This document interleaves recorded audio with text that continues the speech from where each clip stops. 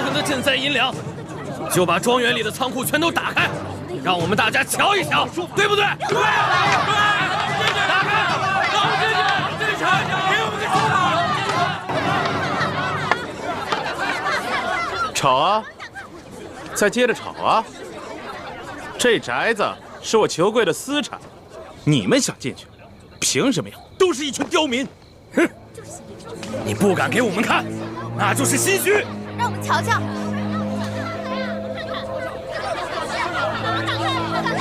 怎么着？拿着这么几个家伙，想反呢？我告诉你们，根据大清的律例，私闯民宅就是强盗，我可以把你们一个一个全都给宰了，知道吗？哎，乡亲们，反正我们都快要饿死了。裘贵，你有种就把我们这些灾民全都杀了吧！杀了吧！杀了吧！干什么？干什么？后退！罗定后退！住手！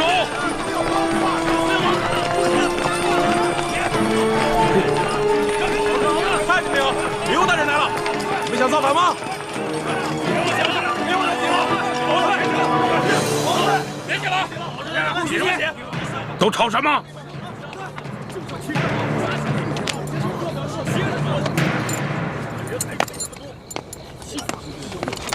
闪开！闪开！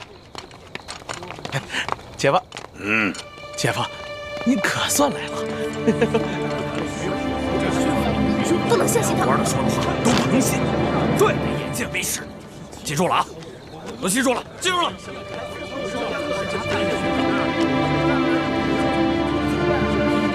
他来了，看他有什么要说的，看他怎么说。他带了这么多人，看他怎么说，看他有什么解释。各位父老乡亲，这么晚了，大家来到裘府门外，所为何事啊？刘德昭，你把朝廷拨下来的大批赈灾粮、赈灾银子，通通的转移到了你小舅子的庄园来了，却欺骗我们说朝廷赈灾不利。你这个欺君罔上的骗子！骗子！骗子！吵什么？都吵什么？给我闭嘴！骗子！相信你们的话！骗子！你这简直是在造谣！若是引起民变，你吃罪得起吗你？哼！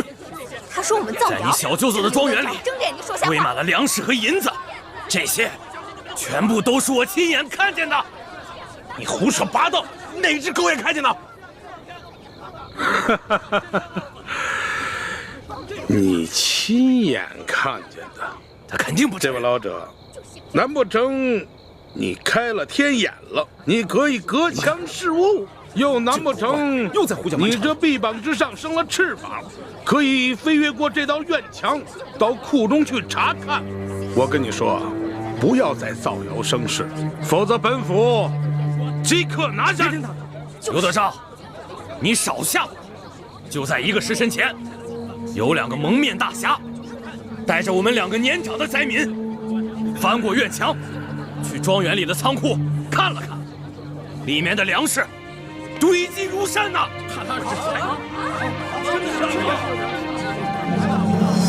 快看，乡亲们，你们看，这是我刚刚在庄园的仓库里随手抓的粮食。对，我这里的大米也是刘德昭小舅子的庄园里找到的。为什么给我们粮食？为什么放粮？你怎么解释？怎么解释？乡亲们，我跟你们说，这2个蒙面之人乃是江洋大盗，甚至是前明的余孽。胡说！他们想利用这次旱灾，煽动灾民闹事造反。他们才不是江洋大盗，更不是什么前明余孽，他们是替天行道的大侠。大侠！反倒是你，巡抚大人刘德昭，你和你们那帮狼狈为奸的官商们，才是真正的江洋大盗。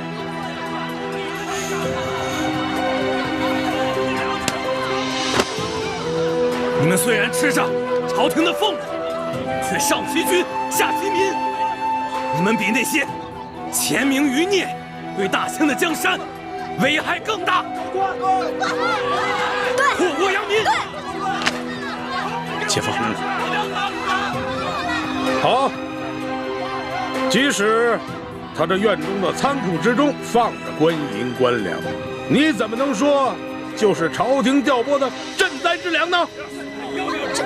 这个刘德昭，对呀，你们听着，我裘贵就是这太原府最大的粮商，我的仓库里有粮食，奇怪吗？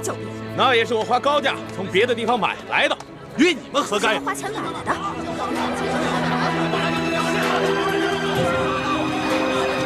他说的是真的吗？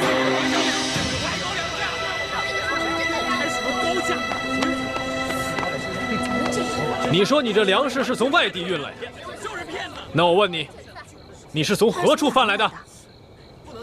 是从湖北。湖北。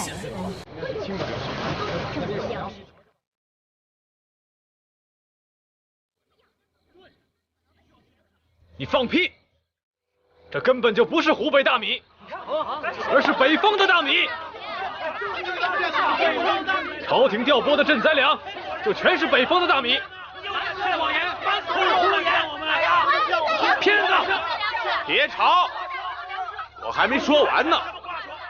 我家里粮食这么多，只有一部分是从湖北买的，其他的都是北方的大米。你们看这个球会。好啊，那你是何时从北方贩回大米来的呀？就是这个月。你撒谎！北方的大米早就被朝廷征调收购了，北方的粮行根本已无多余的大米用来外销。怎么解释？你是何人？你怎么知道这赈灾之粮，它不是北方大米？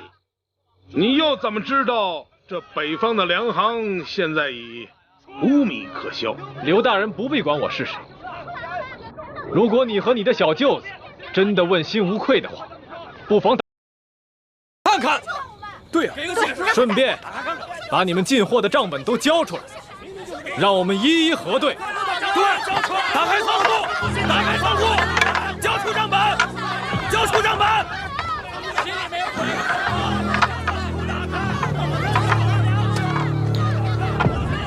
官儿啊，此人身份可疑，找人把他给我盯紧了。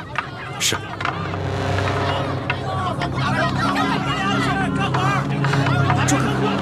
打开仓库，交出账本。他们要抓你。你放心吧，以我的功夫，他们根本奈何不了我。武林高手就是任性哦。乡亲们，乡亲们，乡亲们！除了粮食，我们还在庄园的一处银库里发现了几十箱白花花的银子。大家看，看，刘大人，我看你和你的小舅子如何解释？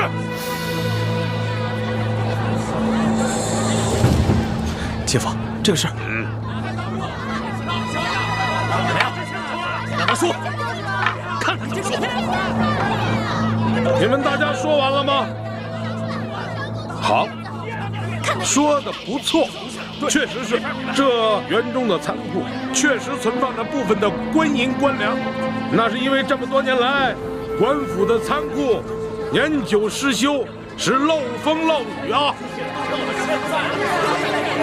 故而本府就借用了他裘府的仓库。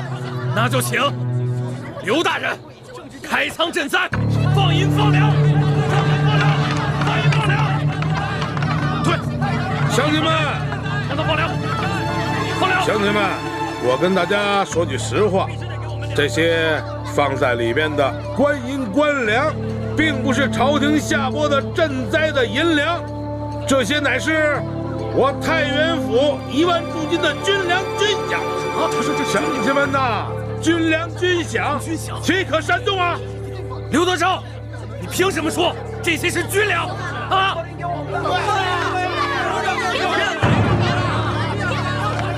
我刘德昭乃是山西的巡抚兼兵部侍郎，这山西的军政要务都由我来监管。这些银两的性质，难道我还不知道吗？我告诉你，你休要再次胡闹，再要胡闹，那就是造反。造反！来人呐，在！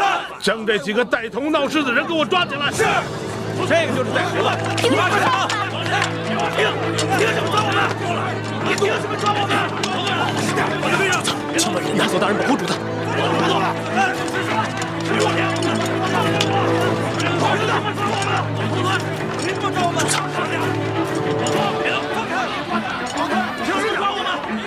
主子，您不能冲动。刚才探子来报，刘德昭调了一队地方兵来保护他自己的庄园，我怕他狗急跳墙，对主子您不利啊。乡亲们呐，乡亲们呐，听我说啊，本父我心疼你们大家伙儿啊！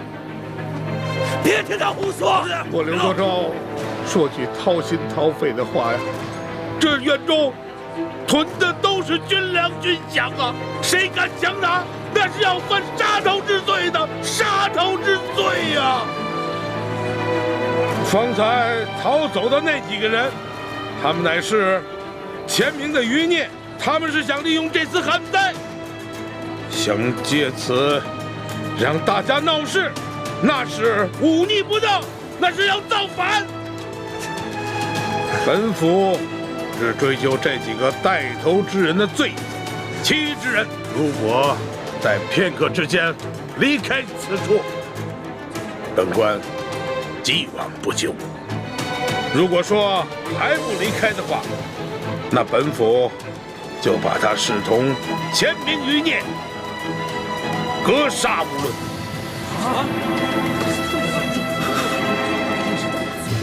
走吧，走吧。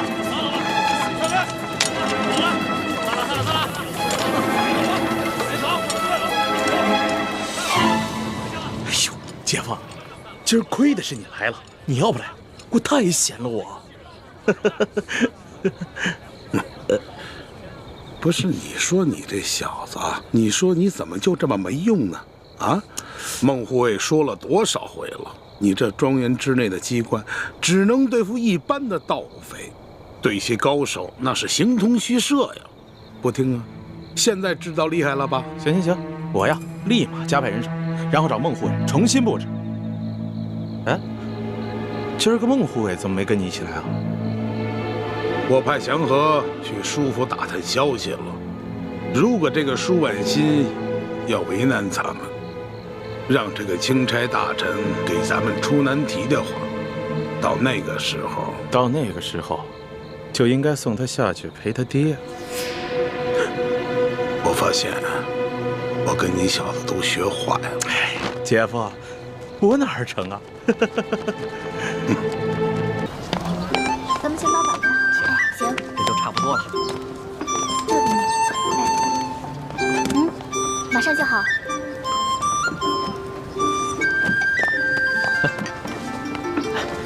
我来试试。哎呀，行了，别给我们添乱了。哎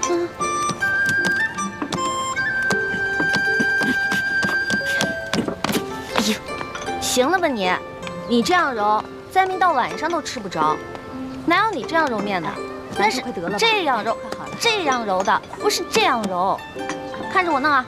这粥马上这个馒头的大小啊，你得弄得均匀一些，要不然到时候灾民饿急了眼，就会争大嫌小，知道吗？来，你要不要试试？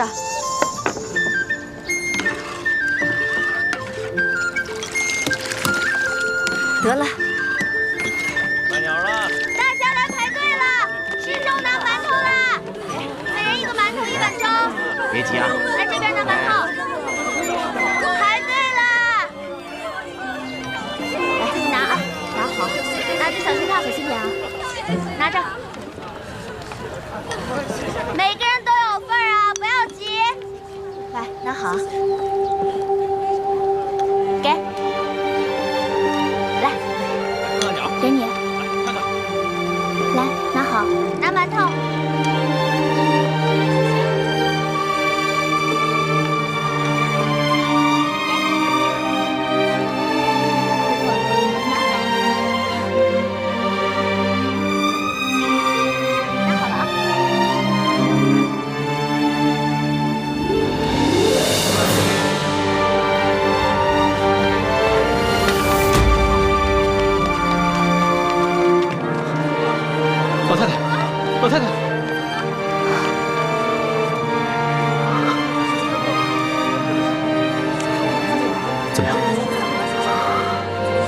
人已经没了。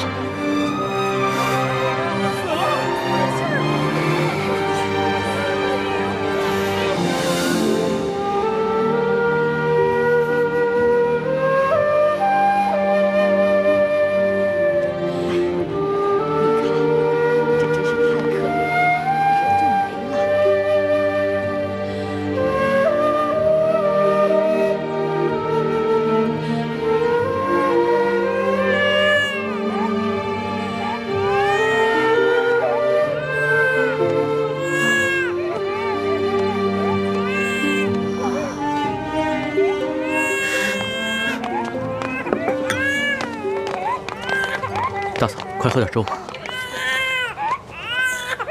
大嫂，这孩子怎么一直哭啊？是不是饿了？你快喂他喝点奶吧。哪里还有奶？我已经3天没吃东西了。不哭了，你爹跟哥哥姐姐们都已经饿死了，要不了多久，说不定我们一家子就可以团聚了。大嫂，来，把孩子给我，我帮你哄。你先吃点东西吧。来，给我。好。哎呦，哦，乖，不哭了啊。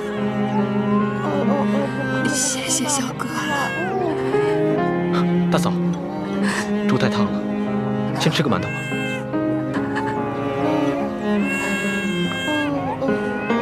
乖啊，别哭。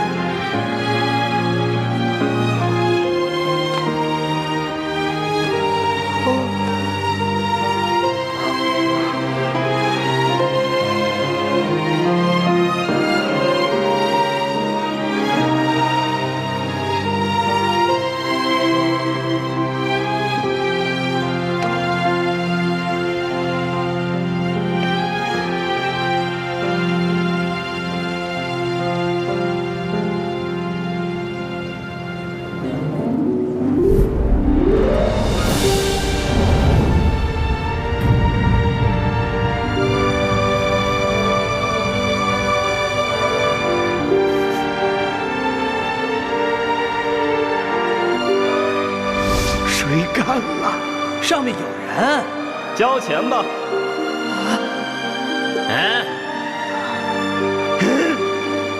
拿下！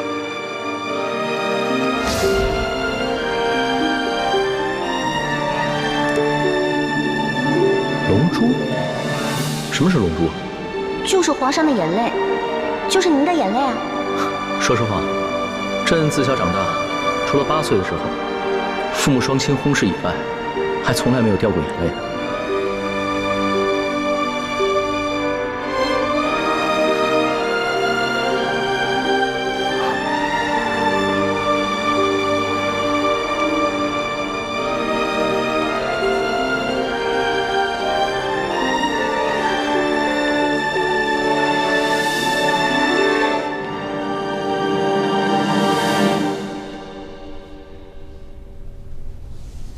让管家找个奶娘，好好把她养着，好好把她抚养成人。所需用途，我会派人一一送过来。钦差大人真是心善。这孩子虽然父母双亡，很是不幸，但能遇到钦差大人也是他的福分。奴婢一定好好照料这个孩子。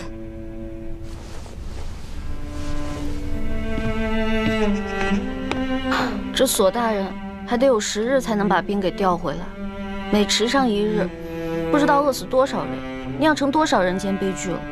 据我打探的消息，现在每天都有成百上千的灾民涌进太原城，每天都要饿死好几10个。官府来不及掩埋尸体，只能把尸体集中到城外，一把火烧了。龙小弟，我们真的还要再等上10日吗？这10日不知道饿死多少人了。要不然这样吧，我们干脆一不做二不休，我们去把那些私吞的官银官粮全都劫出来，发给老百姓。欢妹，大清律例，抢劫官银官粮可是死罪，诛九族的。师叔姑娘，就算是在宫外，但这种混话也是不能随便说的。哦，主子，欢妹从小就冲动任性，说话不知轻重，请主子恕罪。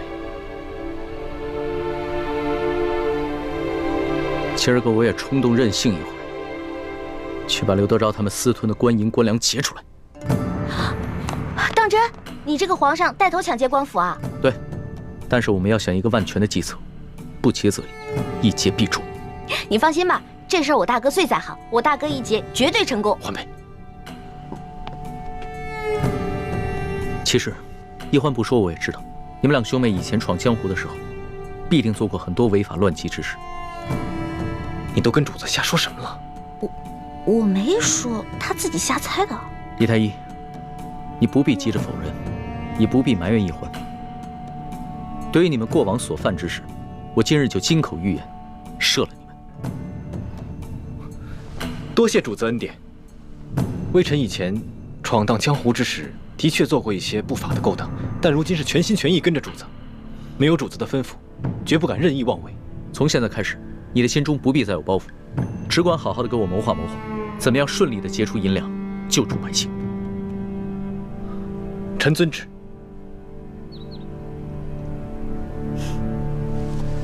建清，你今日怎么如此糊涂啊？你居然敢答应帮着皇上打劫官府，你这就等于是默认了你们过去是打劫官府的盗贼，知道吗？一欢就是这样，总是说漏嘴，一点分寸都没有。不过这样也好，这么一来，康熙只会把我们当作是一般行侠仗义的江湖盗匪，反而不会疑心别的。那你们也不该真的去打劫官府啊，万一出了什么意外怎么办？康熙都这么说了，我能不做吗？我自会把一切安排妥当。如果真的出了什么意外的话，大不了放弃行动。劫不到粮食跟银子，我跟欢妹自有办法脱身，叔父不必担心。你们呐，毕竟还是太年轻，不了解皇上的心思。此时纵然成功解了皇上的燃眉之急，他或许此时赏识你，可是等他冷静下来，他又会觉得你目无法纪，不易控制，到时候又会对你们生出排斥防范之心。多谢叔父提醒。叔父说的这些，侄儿心里何尝不明白。但是，这次行动若能顺利完成，就能解救诸多灾民。我也顾不了那么多了。可是如此一来，你跟易欢的处境就十分危险，我也危险呐。叔父，你如今有钱有势，吃腻了山珍海味，所以你不再关心那些挣扎在生死线上的灾民。可你难道忘了吗？当年跟我爹在死尸堆里找食物的惨状。你当年但凡有3寸宽的活路，又何至于进宫当太监？这次行动，如果真的能解救这些灾民，我们能避免多少这样的悲剧发生，也算是做了一件好事，不是吗？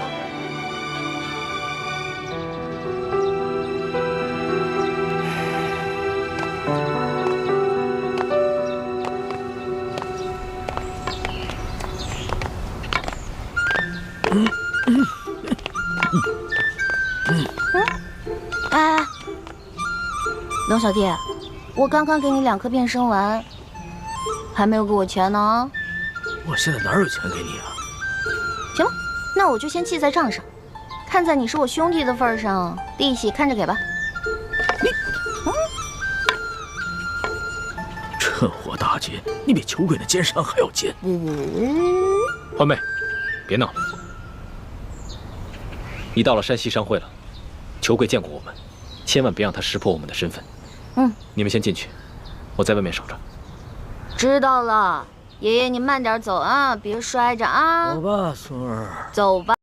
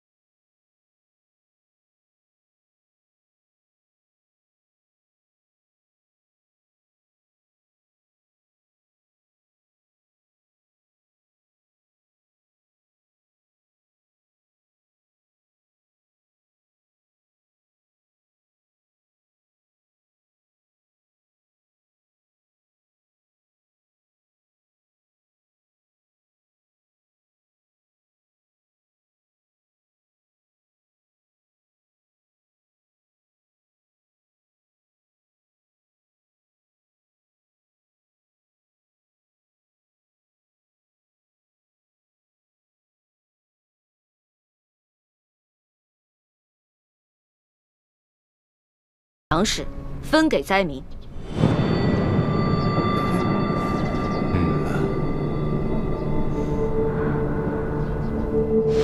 我已经查探明白了，裘贵和整个山西粮商手里，大约囤着20多万担粮食。朝廷调拨的30万担赈灾粮，真正分到灾民手里的，不到1/3，剩下的2/3都被他们官商勾结，给私吞了。所以这20多万担粮食也得等索大人调兵回来，把刘德昭抓住以后再发给灾民。目前我们就先截一部分发给灾民，让他们支撑到索大人回来以后就行了。眼下城中有1万灾民，离索额图调兵回来之日还有10日左右。若每日每人按1升粮食算的话，10日便是1斗，1万灾民就是1万斗，折合下来便是1000担粮。1000担相当于12万5千斤。我跟奕欢再加上随行的侍卫，无论如何也没办法在这么短的时间内把这么多的粮食从裘贵的庄园里偷运出来，所以就只剩下一个办法。什么办法？论到这种勾当，你们兄妹俩肯定比我这个当皇帝的有经验多了。龙小弟，你这句话里有骨头，话里有话啊！咱们先说好了，之前的事呢，你要既往不咎；这次的事，是我们奉旨行事，你不许秋后算账。我自然是开玩笑的，我金口玉言说过的话，岂会反悔？什么办法？快说吧。既然不能偷，也没有办法从外地运过来，那么就只剩下一个法子：买。嗨，老板，您有这份善心，那是大喜事啊！裘某和兄弟们也都敬佩得很，对吧？是啊。只是，您祖孙2位可知现在山西粮价的行情吗？每斗米2000钱，1担米呢20两银子，所以这1000担米就是2万两银子。我说对了吗？如今太原的粮价被哄抬到了每斗2000钱，折合成银子就是2两，10斗为1担，那么每1担粮食就需要银子20两，1000担粮食就需要银子2万两。哎，我们从宫里带出来的还有多少银子？刚开始的时候是挺多的，不过一路上被你东送一下西捐一下的，现在也剩的不多了。那我的那些随身之物呢？全都当了，总能值2万两吧？我的龙小弟，我们是微服私访，怕露出破绽，一切贵重的东西都没怎么带。只有我跟丽嫔娘娘带了一些贵重的金银首饰，但是刨除一眼就能看出是宫里的金银首饰以外，其他的能典当的也只有2000两。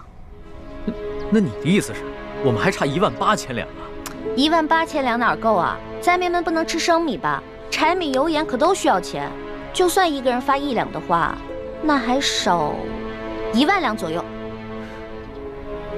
那也就是说，我们还差28000两啊？对，28000两。朝廷调拨的50万两赈灾银，真正分到灾民手里的不足20万两，剩下的都被刘德昭和地方官员给私吞了。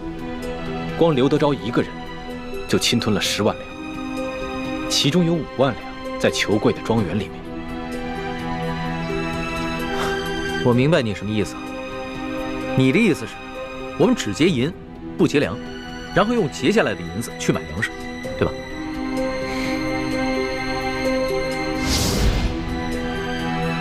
艾老板，裘某还要问一句：你真愿意花2万两银子给那些灾民吗？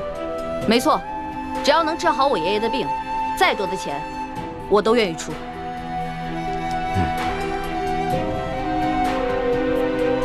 好，艾老板，真是财大气粗啊！不过如今是非常时期，咱们商会做买卖有个规矩，只收现银，您看呢？是啊，这裘老板是不相信咱们艾家的实力。把咱们带的现银拿上来给他瞧瞧。是爷爷，请各位稍等一下。抬进来吧。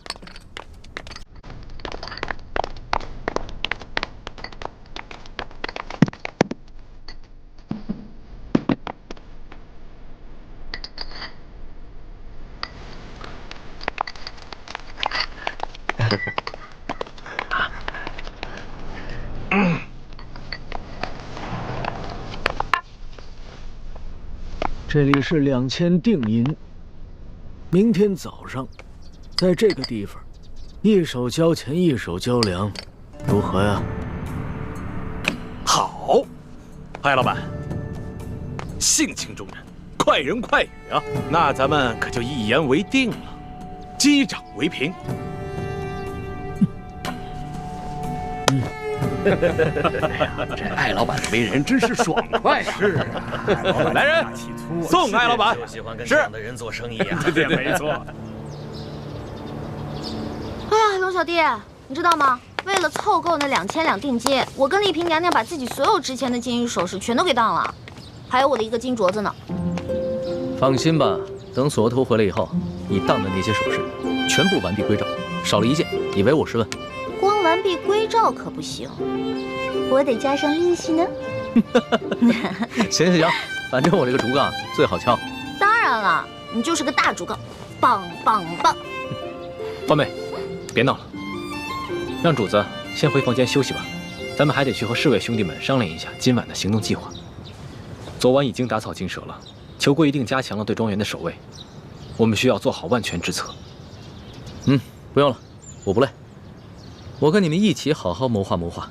今天晚上啊，这个行动我一起参与。陆小弟，你之前不是开玩笑啊？你真的要跟我们一起打劫官府啊？你可是皇上。我看起来很像开玩笑的样子吗？皇上，这样太危险了。危险？我自幼父母双亡，8岁登基，哪一天不是在危险之中度过的？就像上次擒拿鳌拜一样，那不也是在冒险吗？其实我跟你们一样，也渴望冒险，渴望刺激，只不过身在禁宫不得自由罢了。再说了，这一回可能是我这辈子唯一一次当侠盗的机会，我可不能就这么错过。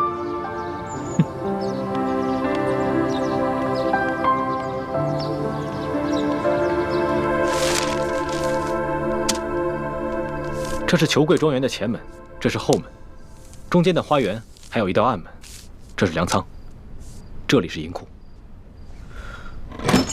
龙小弟，喏，给你准备的夜行衣，换上吧。好啊，我终于也有机会当一回侠盗了。李德福，给我更衣。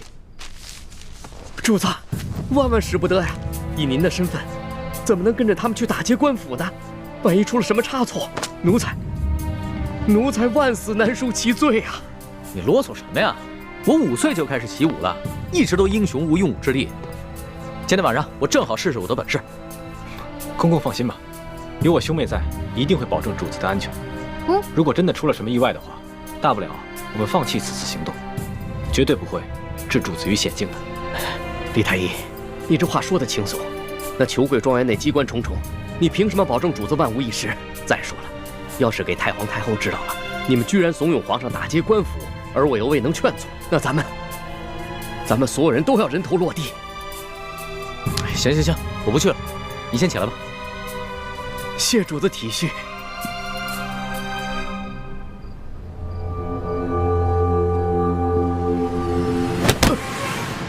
得罪了李公公。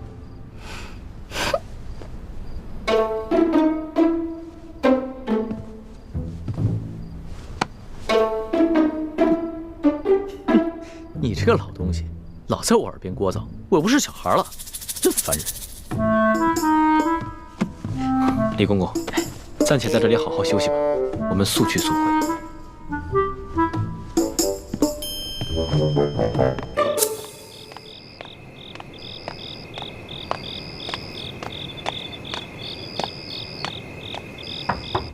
小姐，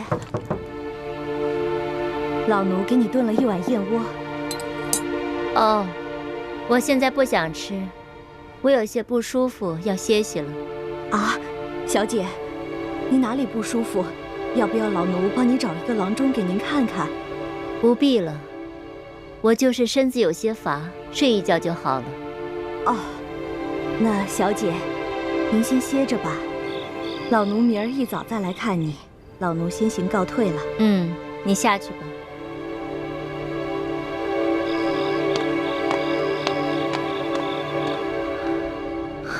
走了。这奶娘真够烦人的。如今在这世上，奶娘是婉妹唯一的亲人了，还望前辈多担待。孟大哥，真是宅心仁厚。怪不得你虽是刘德昭的护卫，婉心妹妹仍然对你倾心。我家本住在城外南湖边上，婉妹从小就喜欢女扮男装，背着她爹溜到南湖边来戏水。我俩也算青梅竹马，直到她被选为秀女，前来跟我告别，我才知道，原来她是舒大人的女儿。原来是这样。孟大哥打听到婉心妹妹的下落了吗？打听到了，她现在被软禁在裘贵的府宅里。只因我受了内伤，再加上裘贵又加强了守卫，我怕打草惊蛇，所以没有贸然行动。都怪我那夜下手太重。不过你放心，我等都是有心意之人，我们一定会帮你救出舒小姐，让你们远走高飞。多谢前辈，不打不相识。前辈不必挂怀。如今裘贵一心只想着把婉妹献给刘德昭，而刘德昭眼下一门心思要对付钦差大人，所以婉妹暂时是安全的。我先帮着你们把裘贵私吞的官银给劫了，先救了那些灾民再说。好，这次我们能否顺利地劫走裘贵私藏的官银，就全靠你了。在下一定全力配合。其实这些年保护刘德昭，我内心也十分矛盾。如果真能为灾民做些什么，也算稍稍赎点罪吧。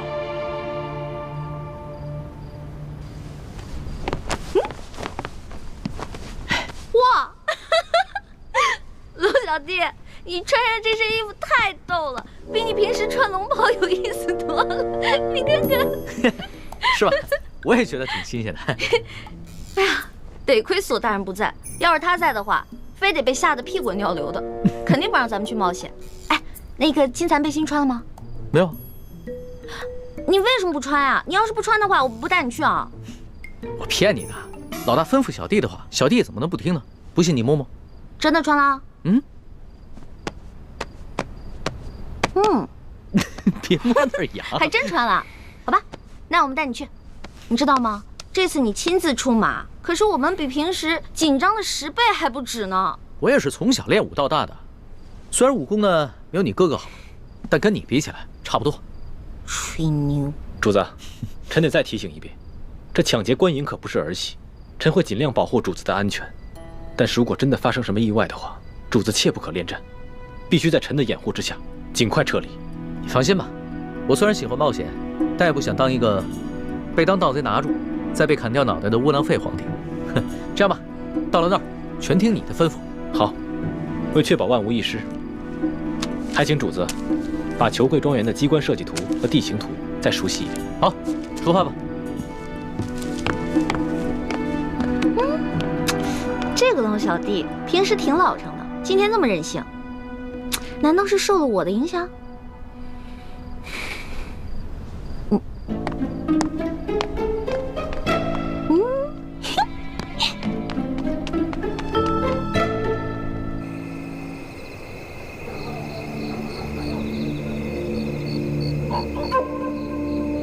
我事先鼓动了大批灾民到府衙和城中各大户门前闹事。刘德昭调集了大批的兵力，正在忙着驱赶灾民。这边的守卫就只剩下裘贵自己培训的家丁了。哦，声东击西，调虎离山，做得好。等一会儿，巡逻外墙的守卫换岗，会有很短的一个时机。我们必须抓紧时间，冲掉那边的转角。那里是一个视线盲区。好。该你们去了，该你们了，来，你们去吧，来吧，前点，来吧，先走了，快，冲过去。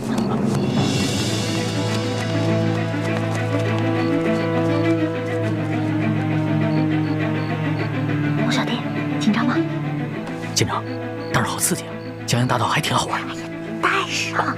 主子，千万别孩子气，这可是杀头的勾当啊！每年有多少盗匪，要么当场死于非命，要么被官府抓住处以极刑。只有极少数运气好的，能够一再得手。但是久走夜路，哪能不湿血？最终都是难逃一死。哎呸！你怎么老说这种不避讳的话呀？死的，我们才刚开工。第一组侍卫兄弟已经得手了，藏在墙头高处的暗哨已经被解决了，我们可以翻墙进入庄园了。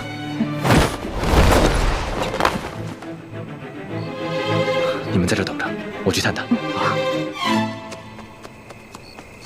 老大，你们刚刚不用把我架上来的，我平时也练过轻功，我自己可以的。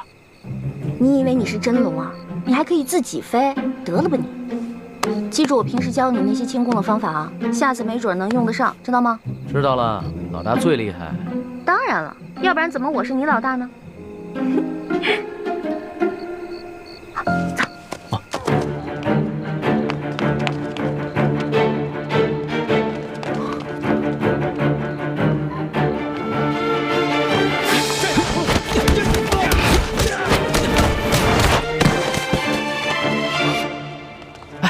我怎么觉得浑身有点痒啊？哎，是不是有人啊？主子别担心，他们是咱们从宫里带出来的侍卫，这2个是第2组。主子，我先带他们去解决守在银库门口的几条狗。欢梅，你带着主子来银库来跟我会合。路径图都记清楚了吗？当然了。这庄园的路径其实是一个迷魂阵，千万不要走错了。看不起我啊？不可大意，你自己走差了不要紧，以你的轻功自然能够脱身，可是主子就危险了。我是老大，我肯定能保护好我的龙小弟的啊！你们小心一点，我先走了。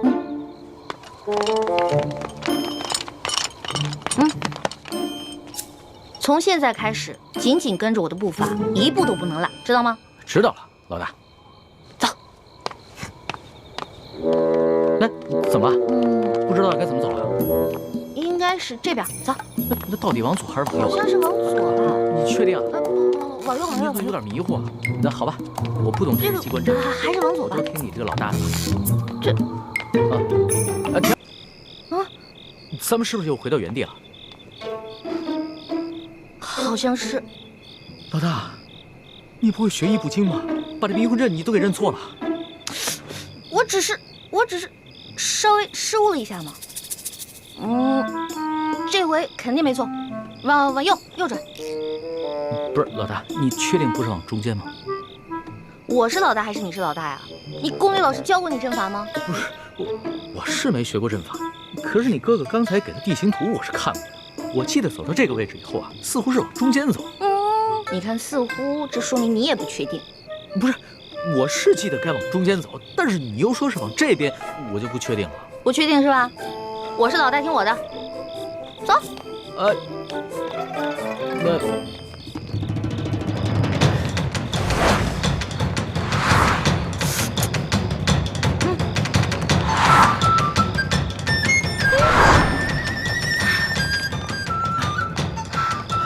我确定，我们又回到原处了。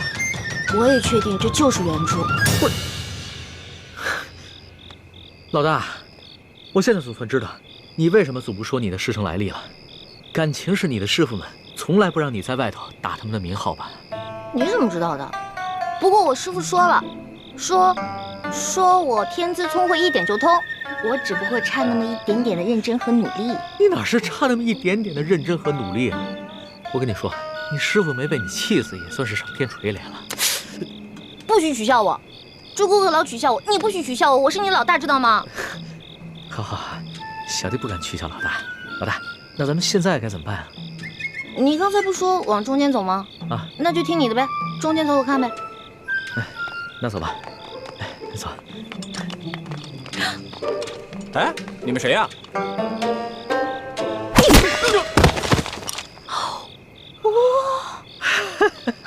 可以啊，反应够快的。哎，其实挺害怕的，看得出来了。胆小鬼！鬼啊！出鬼！老大，你胆子好大呀！我就是怕鬼，其他我什么都不怕。是吗？是啊。喂，你们俩在干嘛？偷懒是吧？快来人！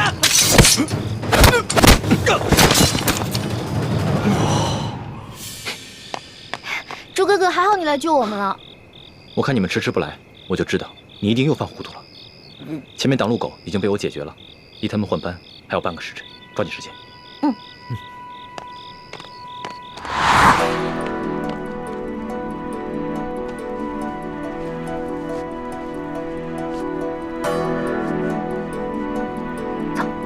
小心点。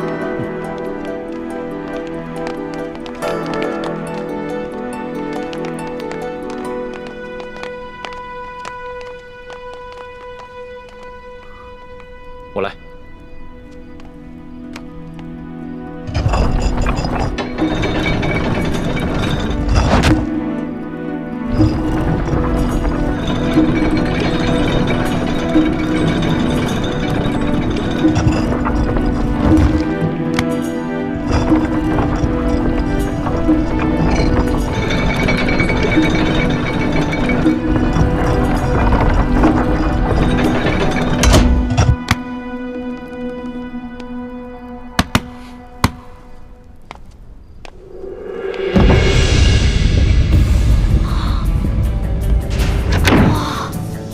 猪哥哥，你太厉害了，你一下子全都搞定了。你呀，以前上课老是偷懒，现在知道自己学艺不精了。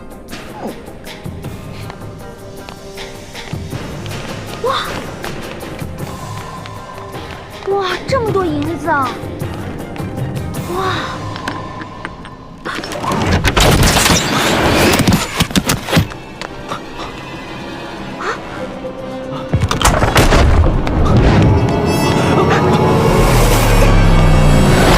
罗小弟，你没事吧？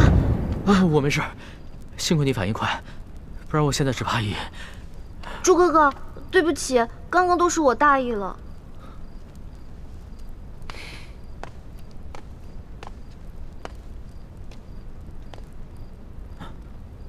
主子，你没事吧？啊，我没事，没事，没事就好。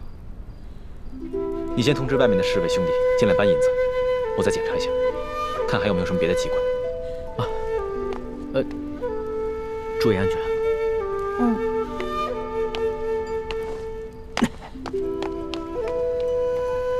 猪哥哥，对不起啊，我刚才真的不是故意的，你别再生气了。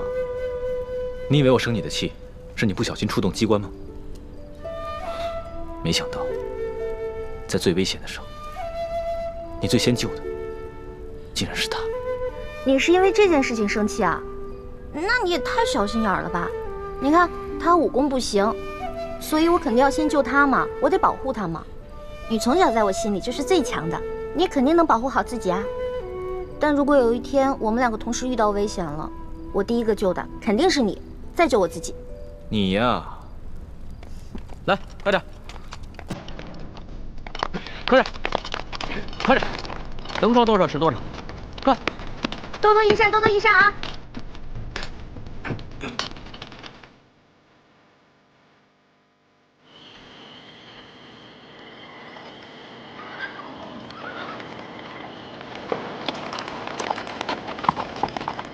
痛快，真是太痛快了！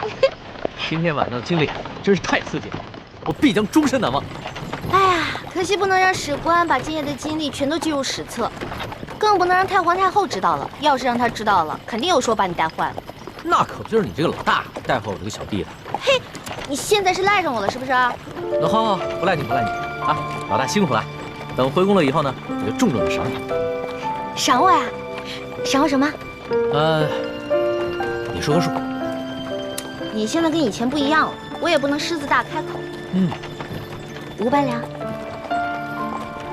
，300两，200两成交。你越来越小气了，你不会赖账吧？我发誓，绝不赖账。我以我本人做担保。我要是赖账的话，到时候我就把我这个人赏给你。哎，算了吧，你一次用膳就要吃上上百道菜，我可养不起你。如果你要赖账的话，我自认倒霉呗。狄太医啊，今天晚上真是辛苦你了。我真是没想到，身边还有你这样一个全才，不仅医术好，武功好，还懂得机关阵法，懂谋略。让你做一个太医啊，实在是太委屈了。等回了宫以后，我一定好好提拔你。主子，其实今夜此次行动能如此顺利，并非臣有多厉害，而是臣的运气好。事先得到了裘贵庄园的机关地形图和卫队巡逻表。你能得到如此机密的东西，是裘贵身边有人给你做内应？是。看来真是得道者多助，失道者寡助啊！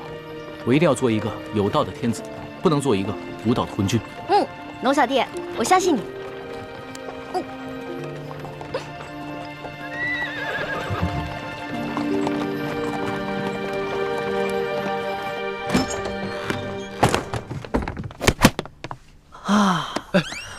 李公公得罪了。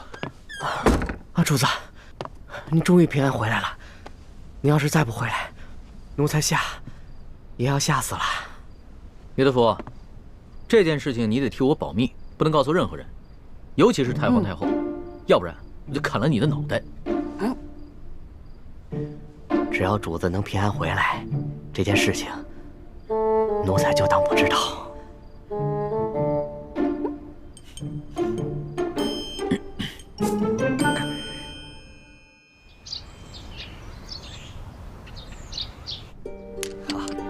艾老板真是一个爽快之人啊！真是又财大气粗啊！这样也没问题，对，说没错。艾老板大手炮。老爷，银子都验过了，都是成色十足的官银。好，艾老板，真是诚信之人呐！我们商会已经准备好了1000担粮食，就在码头仓库里。如今银子已经交割完毕了，可以放粮了吧？那是自然啊，去，带着艾老板的手下到码头交割一下啊。是，好的。跟我来，请，这边请。哎呀，艾老板，真是大善呐！您行此善事，上苍必定眷顾，此次劫难一定可以安然度过。裘某在此，先祝愿艾老板早日康复了。多谢裘老板吉言。我在府上已经设下了酒席，艾老板，上个光，也让裘某尽一尽地主之谊吧。好说好说，倒是让裘老板破费了。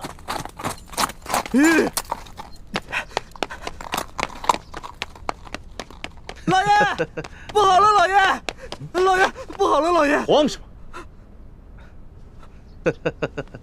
说，庄园进了盗贼，银库里的银子少了整整3万两。这3万两？你说什么？再说一遍。昨夜，庄园进了贼，盗走了3万两银子。你废话你！啊！这么大个事，现在才来报？报了，今儿4更天就发现出了事儿。庄园管事马上派人给老爷还有巡抚大人报信儿，可等到5更天没见回音，庄园管事就派出了第2批、第3批人报信。可还是没有回音，庄园管事意识到事情不妙，便让小人骑马绕行了10几里前来报信，这才顺利进了城。哎呀，这怎么这么不小心呢？怎么回事呀？这是怎么会出现这样的事情啊？艾老板，我那几批送信的人，不会是让你的人给劫了吧？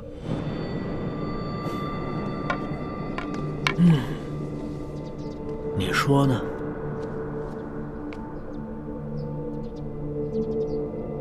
这么说，这批银子是从我庄子上劫的了？你说呢？你真是吃了雄心豹子胆了！去，把这件事报告给巡抚大人。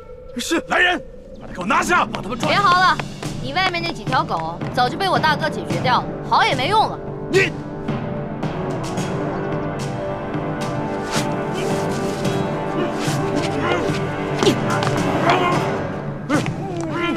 爷爷，咱们不能把银子都给他们留下来，把银子全都抬出去，交给李护卫发放给灾民。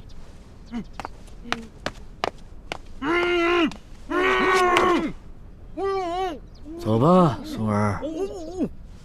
等一下。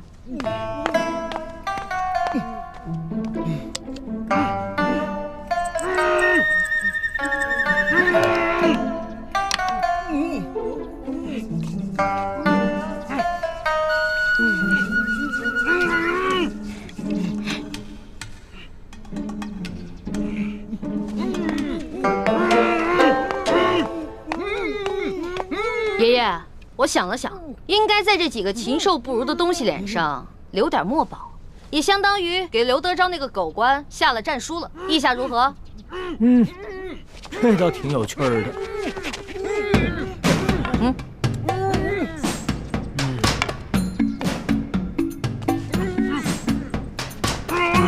别动！再动的话，拿刀在你们脸上刻字了啊！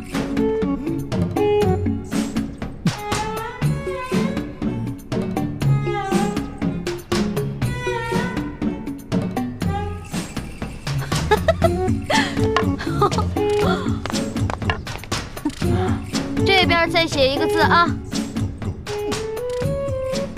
都给我老老实实待着。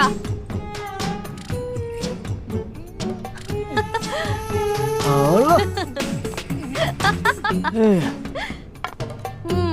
不错不错，写完了。行了行了，别鬼叫了。知道我爷爷是谁吗？告诉你们，我爷爷的字那可是价值连城的，最好在你们脸上永远不要洗掉，给你们还有刘德昭敲个警钟，知道吗？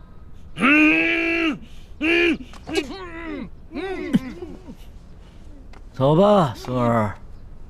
走吧，爷爷。慢点啊，爷爷。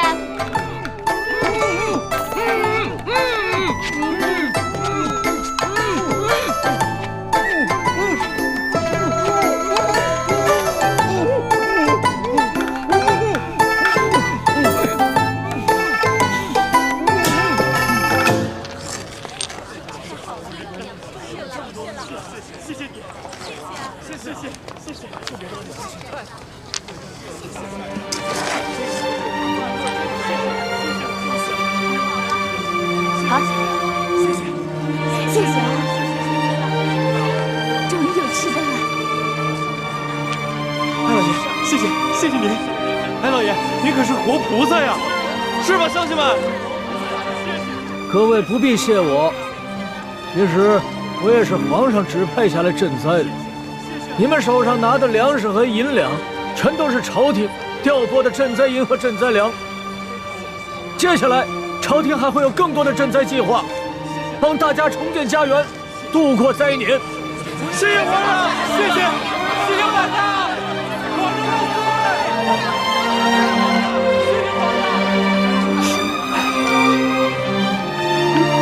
朱哥哥，灾民们暂时得救了，你怎么不高兴啊？灾民得救，我自然是高兴。可如此一来，却是在帮康熙和大清朝廷收买民心了。大人，干什么呀？你们这是？老爷就不能有点自己的时间吗？大人，舅老爷的库银被盗了。你说什么？银库被盗了？不仅被盗了3万两银子，还有1000担的粮食，也被那帮人分给了灾民。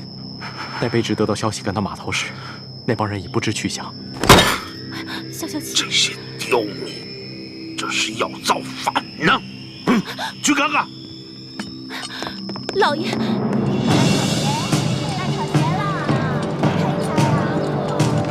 闪开，闪开！哎呀！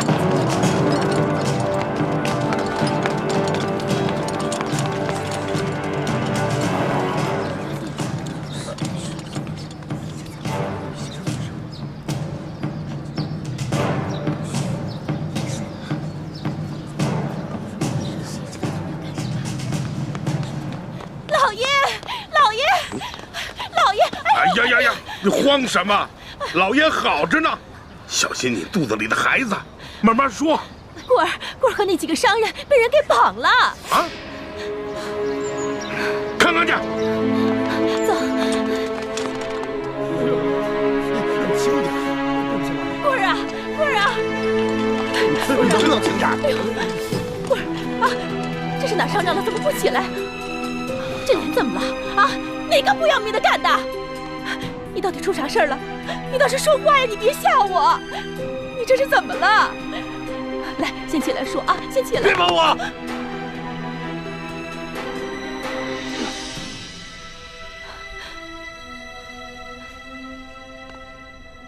文儿啊，怎么回事？谁干的？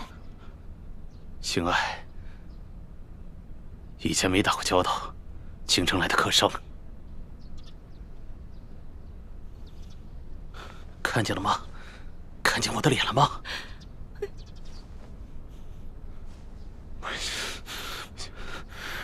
让我抓到他，我扒了他的皮！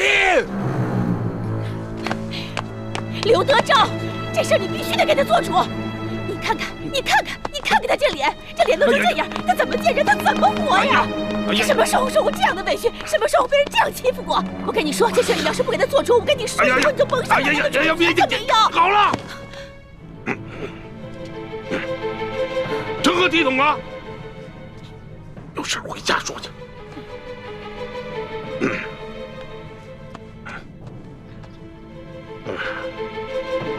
这真是的，吃了雄心豹子胆，居然敢在我小舅子头上动土啊！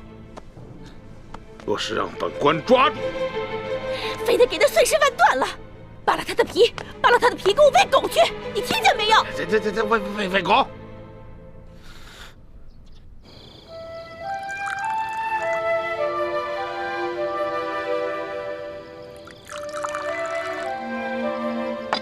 娄小弟，这杯酒我敬你，谢谢你为了老百姓，肯跟我们一起铤而走险。老大，这杯酒应该是我敬你和你大哥才对。要不是你们兄妹俩的话，我还不知道有多少大清的子民要惨遭刘德昭和这些贪官污吏的迫害。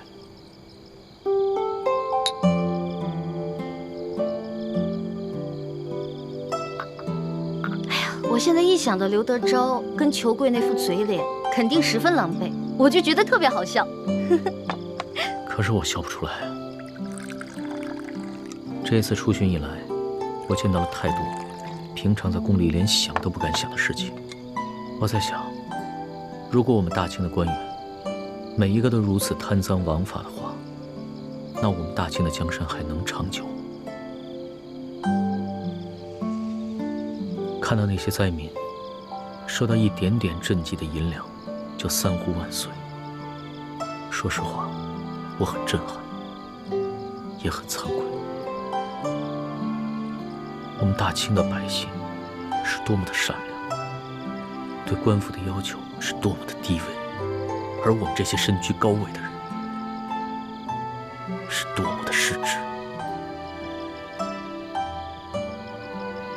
娄小弟，为了刚才你说的这番话，我再敬你一杯。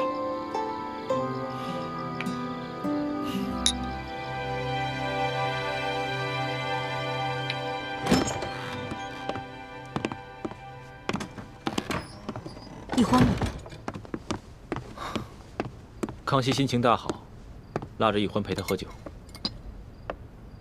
他们现在正在院中饮酒赏月呢。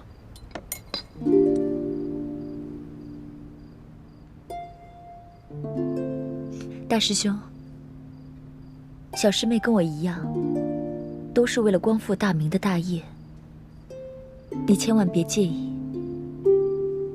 我知道，我会克制我自己的。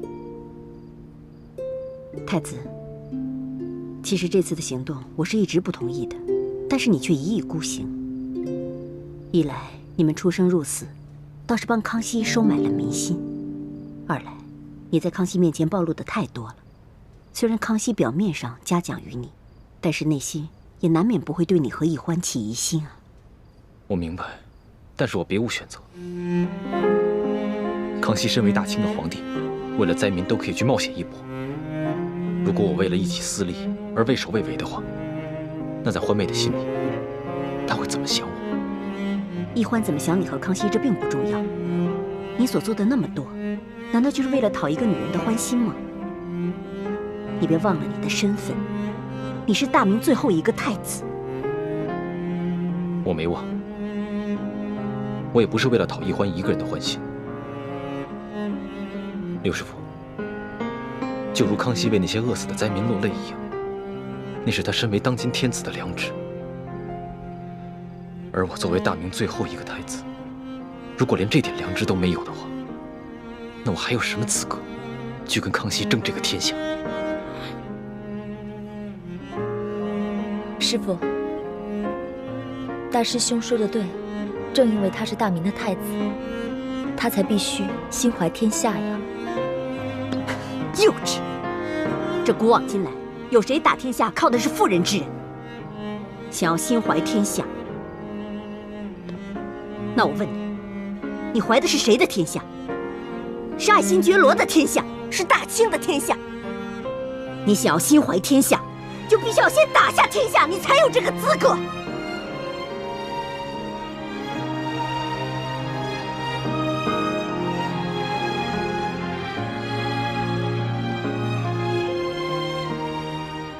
六师傅说的是，徒儿受教。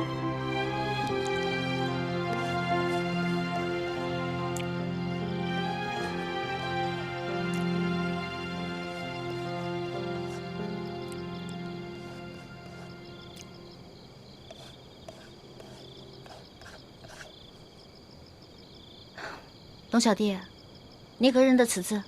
这不就是龙字吗？那你可知此字何意？老大，你是要考小弟的学识吗？那小弟可能会比老大你强上那么一点点。这龙字啊，本意是指能带来雨水的神物，在此呢，则既指春天的雷雨。耳者闻也，耳与龙联合起来，表示耳朵听到春雷声。本意指这个年老耳背的农夫啊，平常无法与人交流，但在春分时节，他能听到春雷响声，便知道该下地播种了。后来慢慢变成现在的意思，指称别人耳背的毛病。龙小弟，若论这番学识，我自然是不如你。但是今天我想给你讲另外一层意思。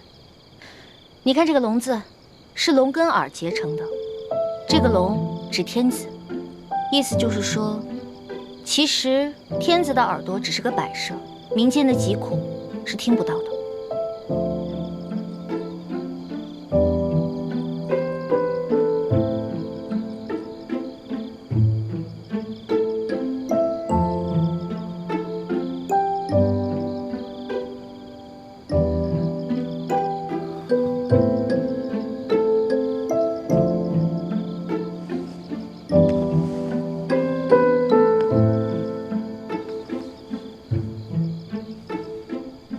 多谢老大指点，对小弟来说，犹如醍醐灌顶，顿生觉悟。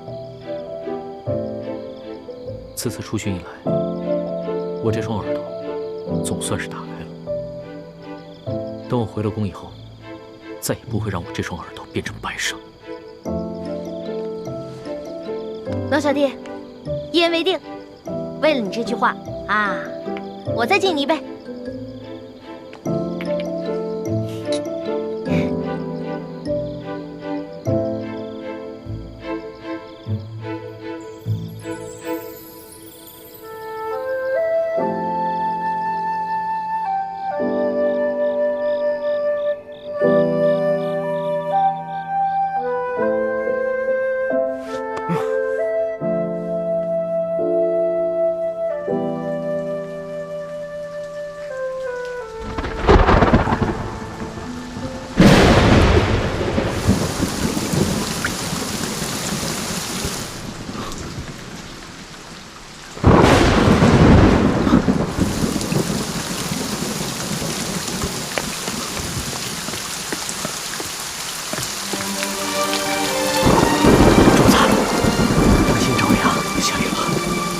下雨了，哈哈哈！最近雨势还挺大。